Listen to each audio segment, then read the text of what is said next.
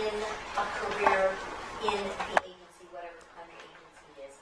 How to identify what kind of agencies, how to go after the jobs. People mentioned the internships, but any advice you could give to job seekers for agency kinds of jobs? Sure. There's lots of different marketing disciplines, from social media to public relations to advertising and print, marketing, brand strategy. So you do your research against what is the best fit for you. What do you like to do the most? What gives you passion, right? Ultimately, because that's what people, it's a relationship business, as has been noted, and people respond to passion, particularly well-informed passion, right? So I would start there. Is it strategy that you go to? Is it production? Is it public relations or social media on the more tech side? And then do your research against the verticals of organizations that specialize in what interests you the most. There's 3 major holding companies: IPG, which Jack Morton's a part of, WBB, and Omnicom, I believe is the third one. Publicis is fourth. Okay, there's 4. There's 4. There's more. So you go there, right? So they all have major sites that show every agency, gazillions of agencies that they're a part of, and you go there. And then regionally, you can do a geography thing, and then reach out to people. I mean, I have a student that's interested in brand strategy that's working at Hawaii right now as an entry level, which is interested in strategy and looking at some things. She reached out to me. She told me what was going on. She's a great student. I connected her with Pat, so Pat's going to give her information on you. So you make, and she better damn well send you thank you note. She sent me, I was going to cite this, she sent me an email today to tell me my meeting tomorrow. And that is the only kind of student that I would refer to. She was top of the class. I mean, there's lots of people that come and ask for help and so on and so on. So, exactly, those kind of things, right? And so, Pat may not have a role for her today, but he may have a role for her next week or the week after that, or she may learn something from or the month or a year, or who knows. I mean, so there's a relationship that's being made, and if she's good, she'll sustain that, and she'll stay engaged, and she'll learn from it, and so forth, and follow the agency, what new clients they're gaining, and so forth, and try to find a fit for herself, right? And then get in, and then the real work begins, right?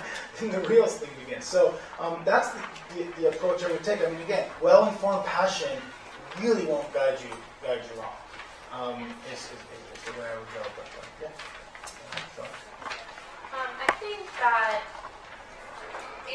I don't know if it's become less popular, but really going after what you want. I mean, I feel like with the job market the way it has been, I do think we're getting better, but there's been I have to take this job, or I just don't think that's the case. I think if you find an agency that you want to work at, make it happen. I think for PR, a really good way to do that is to brand yourself. You should have a blog, you should have a Twitter, you should be on Quora, you should be doing tumbling. You should, when a potential employer looks to you and you're saying, I get the social media landscape, you best well have a social media presence. I had an intern who kind of started retweeting me, and it was this young kid. He was only 19, a freshman in Arizona, and he was just retweeting and talking to me on Twitter, and we built this relationship. And I said, this guy gets it. He gets social media. We flew him out to have a summer internship last year with us because I saw that. He was and he would tweet every day, I'm going to get an internship, and I was like, who is this kid? And he was amazing. And he's now, he's built a, go ahead. Well, that would be an example of well-informed passion. Right. I mean, frankly, he identified an individual at an organization that he's enthralled with, and he showed his desire consistently, apparently, to be a part of that and earn himself a spot. And Pat mentioned this earlier.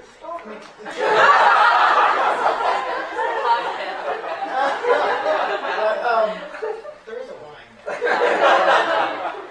But it's a tough job market. I mean, it's going to continue. It's getting better, but it's getting better from the floor, right? So it's all relative. But and the people that are going to shine are the ones that do the little things and have passion for them. No, that's okay. That sums it up, I guess. Definitely go after what you want, and there's so many channels now. And be responsible with your eating. Don't go crazy, but if watching what's people are talking about our agency. We're watching it the same way we're watching our clients. So if somebody's like talking smartly and intelligently, you know, it could be a student, we're going to look at them. They're going to catch our eye. So, you know, definitely email's great, Craigslist is fantastic, you know, but go above and beyond and really look at the channels that we're using to show that you really get them. At our agency, again, we're maybe not traditional from a PR or advertising standpoint, but I came in 13 years ago as an executive producer, having had a career before as a video producer and multimedia producer. So I came in producing media and then moved into digital strategy, which was way back when that was a new sort of thing.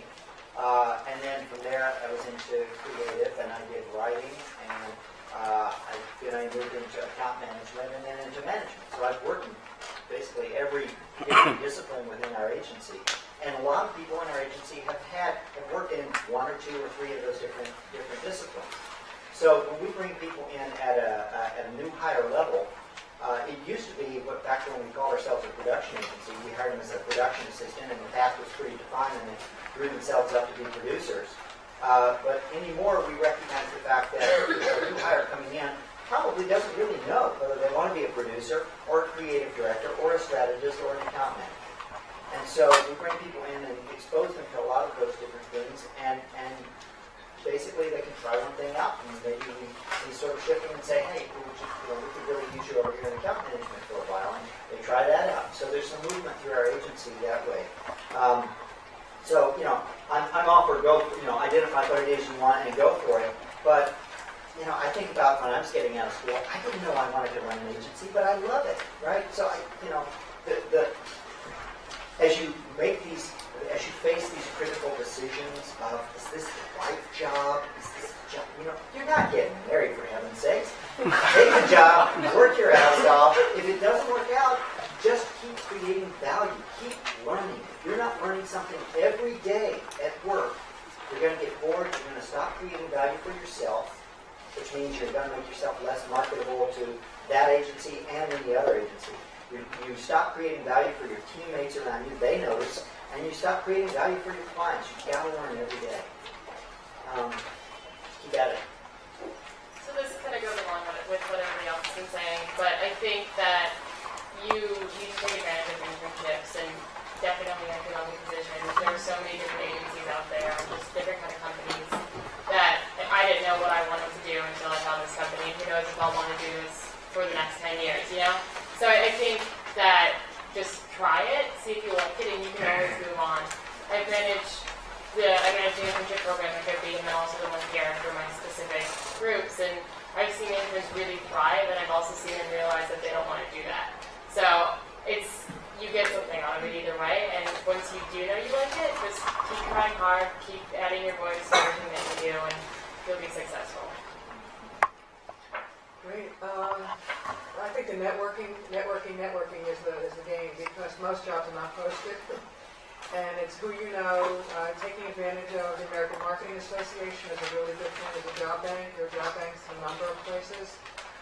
Getting yourself out there, like you said, informational interviewing is really great. Don't go with like pushing to get a job, but just get to know people, because it's amazing.